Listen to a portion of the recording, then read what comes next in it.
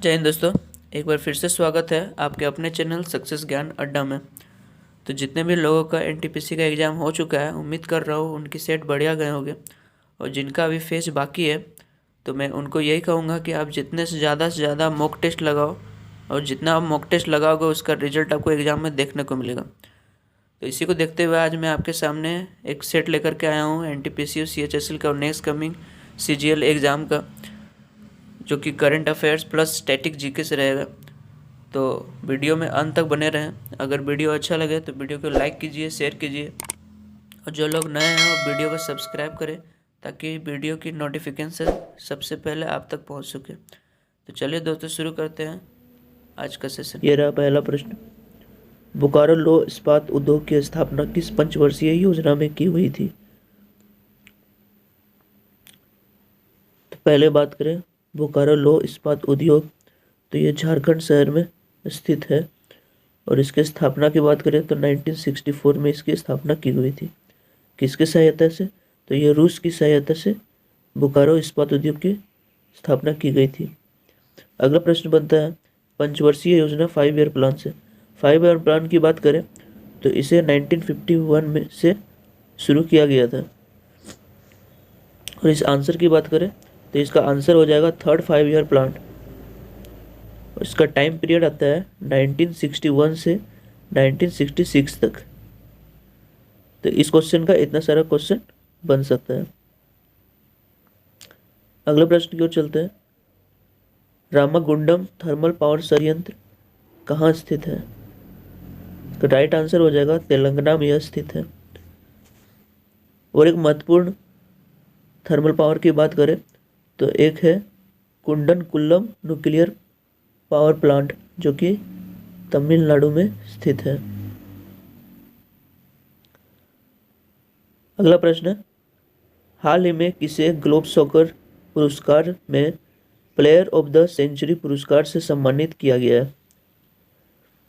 तो यहाँ बात करें ग्लोब सॉकर पुरस्कार की, तो ये फीफा द्वारा प्रदान किया जाता है सर्वश्रेष्ठ खिलाड़ी को। तो इस बार का प्लेयर ऑफ द सेंचुरी पुरस्कार क्रिस्टियानो रोनाल्डो को दिया गया है। क्रिस्टियानो रोनाल्डो की बात करें तो ये अर्जेंटीना के खिलाड़ी हैं। अगला प्रश्न है हाल ही में एशियाई कुश्ती चैंपियनशिप 2020 का आयोजन कहाँ किया गया था? तो इस बार की एशियाई चैंपियनशिप की बात करें तो यह भारत में हुआ है, जिसमें पहला स्थान की बात करें तो जापान को मिला है सबसे ज़्यादा मेडल जीतने के लिए। और भारत की बात करें तो भारत को तीसरा स्थान मिला हुआ है। अगला प्रश्न है 2020 में कितने व्यक्तियों को राजीव गांधी खेल रत्न पुरस्कार से सम्मानित किया गया है? तो जितने भी लोग एग्ज़ाम देने के लिए जा रहे हैं सभी शिफ्टों में कहीं ना कहीं पुरस्कार से रिलेटेड क्वेश्चन पूछ रहा है। तो जितने भी 2019-20 में जितने भी खेल रत्न पुरस्कार हैं वो सब देख के जाइएगा। क्वेश्चन में आते हैं तो 2020 में कितने व्यक्तियों को राजीव गांधी खेल रत्न पुरस्कार से सम्मानित किया गया? तो इस बार कुल 5 लोगों को सम्मानित किया गया, जिसमें से पहले हैं रोहित शर्मा, जो क्रिकेट से बिलोंग करते हैं। दूसरा मरियप्पम यंगवेलू, जो कि पैरा एथलीट है। तीसरा है मनिका बन्ना, जो कि टेबल टेनिस है। विनेश फोगट कुश्ती से बिलोंग करते हैं। और रानी रामपाल हॉकी के खिलाड़ी हैं। तो इन 5 लोगों को इस बार राजीव गांधी खेल रत्न से सम्मानित किया जाएगा। और इसी क्वेश्चन में अगर पूछे 2019 में खेल रत्न पुरस्कार किन्हें दिया गया था, तो 2019 में 2 लोगों को खेल रत्न पुरस्कार दिया गया था। पहला है बजरंग पुनिया, जो कि कुश्ती के खिलाड़ी है। दूसरा दीपा मलिक, जो कि पहली भारतीय एथलीट महिला है, जो कि 2016 में समर पैरालंपिक में उन्होंने सिल्वर मेडल भी जीता हुआ था। तो इस क्वेश्चन से इतना रिलेटेड क्वेश्चन बन सकता है। अगला प्रश्न है what is the device used to measure the intensity of sun rays? सूर्य की किरणों की तीव्रता मापने वाले उपकरण को क्या कहा जाता है? तो इस उपकरण को कहा जाता है एक्टिनोमीटर राइट आंसर हो जाएगा। अगला प्रश्न है, which of the following is use as a moderator in nuclear reactor. नाभिकीय रिएक्टर में मंदक के रूप में किसका प्रयोग किया जाता है? तो इसका राइट आंसर हो जाएगा हैवी वाटर के रूप में भी किया जाता है और ग्रेफाइट के रूप में भी किया जाता है। अगला प्रश्न है, glaucoma disease is related to which part of the body. Glaucoma रोग शरीर के किस अंग को प्रभावित करता है या फिर संबंधित है? तो ग्लूकोमा डिजीज की बात करें तो ये आंख से संबंधित है। अगला प्रश्न है, the branch of study dealing with old age and ageing is known as. बुढ़ापे और बुढ़ापे से निपटने की अध्ययन शाखा को किस रूप से जाना जाता है? तो इसे कहा जाता है टेरिटोलॉजी। बहुत ही महत्वपूर्ण प्रश्न है।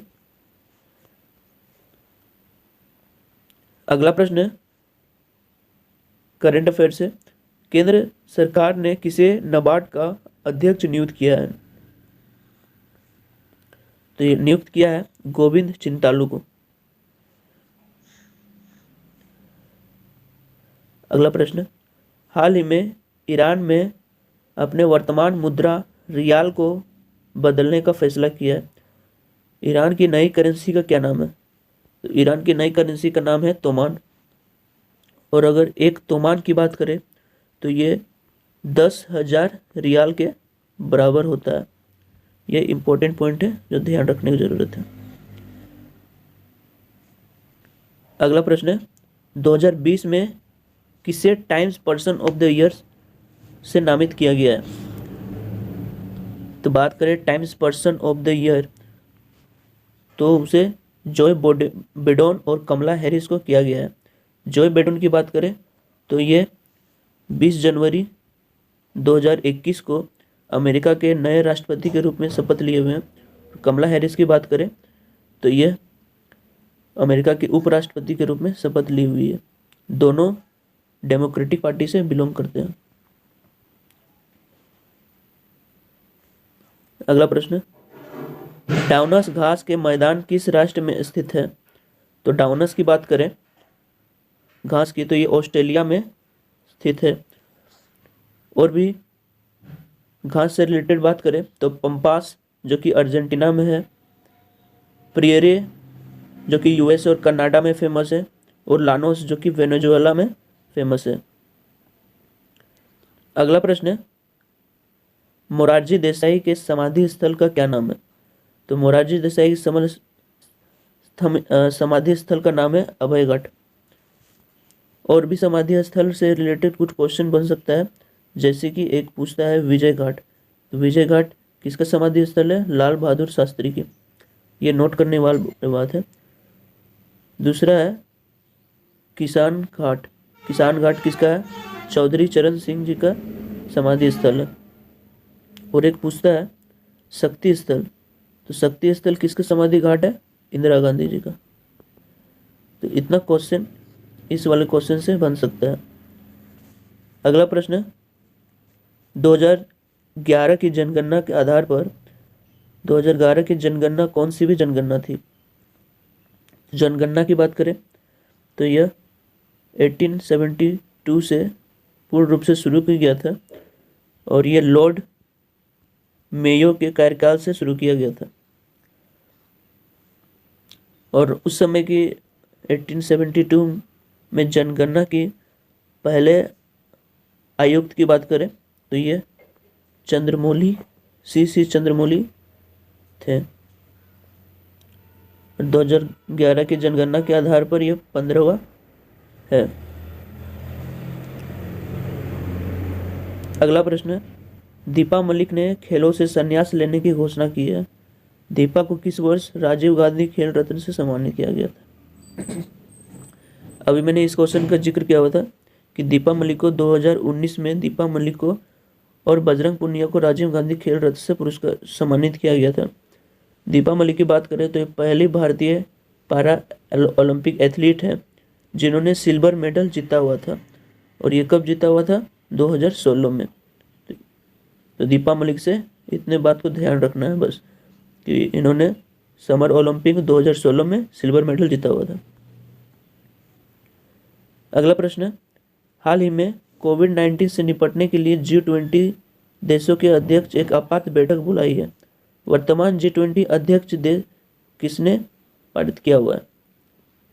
तो G20 की बात करें तो 2020 में कोविड-19 के निपटने के लिए सऊदी अरब ने अहम बैठक बुलाई हुई है।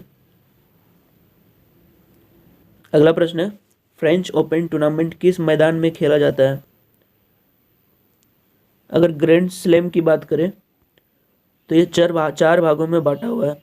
पहला ऑस्ट्रेलियन ओपन, दूसरा फ्रेंच ओपन, तीसरा विंबलडन ओपन और चौथा यूएस ओपन। तो इस 4 स्लैम को मिला के ग्रैंड स्लैम कहा जाता है। अब क्वेश्चन में आते हैं कि फ्रेंच ओपन टूर्नामेंट किस मैदान में खेला जाता है? तो चारों विंबलडन जितने भी है, ऑस्ट्रेलियन, यूएस, विंबलडन या फ्रेंच, चारों कोई ना कोई मैदान में खेला जाता है। तो फ्रेंच ओपन की बात करें तो यह क्ले मैदान में खेला जाता है। वही क्वेश्चन अगला शिफ्ट में बन सकता है कि ऑस्ट्रेलियन और यूएस ओपन के बारे में पूछे तो यह हार्ड कोर्ट में खेला जाता है और विंबलडन ग्रास के मैदान में खेला जाता है। तो इस क्वेश्चन में इतना सारा क्वेश्चन ध्यान रखने की ज़रूरत है। अगला प्रश्न है, श्रीलंका को भारत से कौन से जल डमरू अलग करता है? तो ये तो सिंपल प्रश्न था। पाक जल डमरू है जो भारत को श्रीलंका से अलग करता है। अरब सागर में गिरने वाली सबसे लंबी नदी कौन सी है? तो अरब सागर में कौन कौन नदी गिरती है? तो उसका लिस्ट है ताप्ती, नर्मदा, गोदावरी। ये तीनों नदी अरब सागर में जाकर गिरती है, लेकिन क्वेश्चन में पूछा है सबसे लंबी नदी। सबसे लंबी नदी हो जाएगा नर्मदा। अगला प्रश्न है, इटली की गंगा किस नदी को कहा जाता है? सही आंसर हो जाएगा पो नदी को।